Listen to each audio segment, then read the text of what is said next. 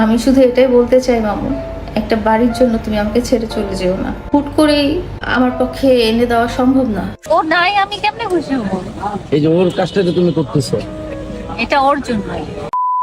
So hey guys, welcome back. দেখো আজকের ভিডিওটা না একদম অন্যরকম হবে এন্ড একটু বড় হইতে পারে। আমি এখন ভিডিওটা বানাইতেছি, এখনো শিওর না যে ভিডিওটা বড় হবে নাকি, বাট আমার মনে অনেক কিছুই বলার আছে। গাইজ, তোমাদেরকে এখন আমি একটা কথা বলবো যেটা তোমাদের গায়ে লাগতে পারে। আমার না মাঝে মাঝে আফসোস হয় কেন যে আমি বাংলাদেশের মতো একটা বস্তিচোদা দেশে জন্ম হয়েছি। এই যে এখন এই কথাটা আমি বললাম, এখন তোমাদের গায়ে লেগে যাবে। এখন আমার হেটার্সরা আমাকে বলবে যে আমি দেশকে বস্তি বলতেছি, আর বস্তিতে যারা থাকে তাদেরকে আমি অপমান করতেছি। দেখো আসলে যাদের মাথায় ব্রেন আছে আর যারা আমার ভিডিওটা দেখতেছে তারা অবশ্যই বুঝে যে একটা দেশ কখনো নিজে নিজে বস্তি হয় না, ওই দেশটারে বস্তি মানুষই বানায়। আর সেকেন্ডলি বস্তি বলতে যে খারাপ তা কিন্তু না, বস্তিতেও ট্যালেন্টেড মানুষ আছে, বস্তিতেও ভালো মানুষ আছে, বাট বস্তি বলতে আমি অ্যাকচুয়ালি কি বুঝাইছি ওটা তোমাদের বোঝার ক্ষমতা নাই যারা আমার হেটার। তোমরা এখন মনে করবা যে আমি মামুনকে নিয়ে ভিডিও বানাইতেছি তাই আমি মামুনকে এটা উদ্দেশ্য করে বলছি, বাট না, মামুনের মতো অহরহ খানকির পোলা বাংলাদেশে আছে। এখন এইগুলারে দোষ দিলে তো আর চলবে না। দোষ আসলে কাদের জানো? দোষ হচ্ছে সেই সব বস্তিদের যাদের কথা আমি প্রথমে বললাম। এখন দেখো মামুনও কিন্তু একটা বস্তি, জেনুইন বস্তি। মানে তুমি আমি আর আমাদের মতো যত লোক আছে তারা কিন্তু এটা ভালো করেই জানি যে মামুন একটা জেনুইন বস্তি চোদা। এখন তোমরাই বলো, এরকম একটা দেশে যেসব বস্তি চোদা খানকির পোলারা সেলিব্রিটি হয়, এই দেশে আর কি বলবে মানুষ, বা আমারে কি বলা উচিত? এখন গাইস তোমাদের মনে চিন্তা হচ্ছে যে এরকম একটা বস্তিচোদা ছেলে কিভাবে একটা সেলিব্রিটি হতে পারে। দেখো বাংলাদেশের মানুষের কিছু সমস্যা আছে, এটা কিন্তু সবার ক্ষেত্রে না। মানে মামুনের যেসব ফ্যান ফলোয়ার্স আছে ওদের কিন্তু আসলে জন্মগত কিছু সমস্যা, মানে এক কথায় তোমরা বলতে পারো যে ওদের জন্মেরই একটা দোষ আছে। ওরা আসলে নিজেদের বাপকে নিজের বাপ মনে করে না। এর কারণ কি জানো তোমরা?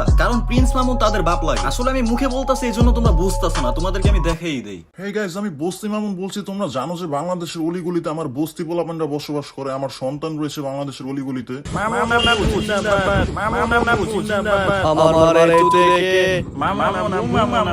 এই শর্ট শর্ট আমার আব্বুর লগে আমার ছবি তুলতে দে। Short short. আরে আব্বু তুমি কতদিন পরে আসছো আব্বু?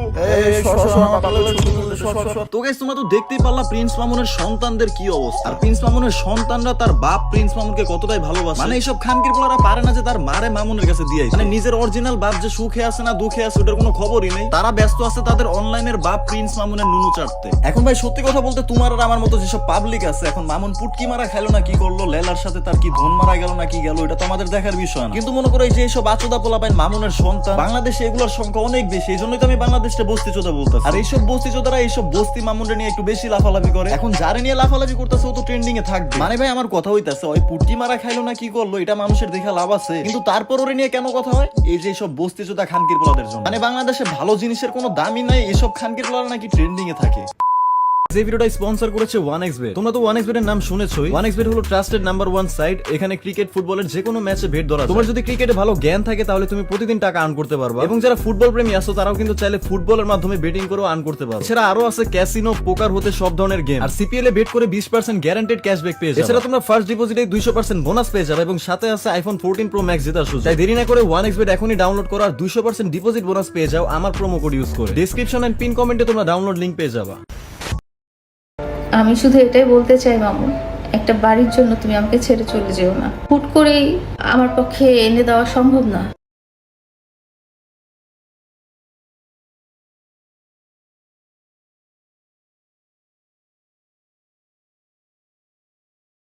এখন গাইস আমি তোমাদেরকে এদের বিষয়টা বুঝাই, এদের আসলে হইছেটা কি। দেখো এদের মতো মাদার চোদ্দা আসলে মাদার চোদগিরি করা ছাড়া বাংলাদেশে টিকতে পারবে না। বাংলাদেশে কেন, অনলাইন প্ল্যাটফর্মে টিকতে পারবে না। এদের কাজ হচ্ছে কিছুদিন পর পর একটা করে কাহিনী করবে, দেন ট্রেন্ডিং এ থাকবে, এভাবেই তারা টিকে থাকবে। কারণ এদের মতো আবাল চোদারাও বুঝে গেছে যে বাংলাদেশের মানুষ প্রচুর পরিমাণে বোকা চোদা। তারা যদি একটু অনলাইনে এসে পুটকি মারামারি খেলে সেটা নিয়েও তারা লাফালাফি করা শুরু করবে। এখন দেখো এইসব মাদার চোদের কাহিনীর জন্য কিন্তু পাবলিকদের কিছুই হবে না, কিন্তু এই যে বাংলাদেশের কিছু ভুদাই চোদা পাবলিক ওদের নিয়ে হুদাই লাফাইতেছে, এই যে লাফালাফির কারণে ওরা ট্রেন্ডিং এ থাকে আর ওদের পাবলিসিটিটা বেড়ে যায়। এখন তোমরা যদি আজকে আমার এই ফুল ভিডিওটা দেখো তাহলে বুঝতে পারবা যে আমি সমস্ত দোষ পাবলিকদের দিতেছি। কারণ এইসব ভুদাইচোদা পাবলিক যদি এগুলোর সাপোর্ট না করতো, এগুলোর নিয়ে লাফালাফি করতো, তাহলে এগুলোর কোনো দামই থাকতো না। কিন্তু না, বাংলাদেশের ভুদাইচোদারা মানে মামুনের সন্তান যারা আছে তারা যখনই শুনছে প্রিন্স মামুন একটা কাহিনী করছে, প্রিন্স মামুন কাউকে পুটকি মেরেছে, তখনই এসে অনলাইনে লাফালাফি শুরু। এই যে ওর কাজটা যে তুমি দেখবা করতেছো, যে সবকিছু হচ্ছে একটা নাটক। দাঁড়াও তোমাদেরকে একটা জিনিস দেখাই। কিন্তু আজকে ওই নাই না। আজকেও নাই।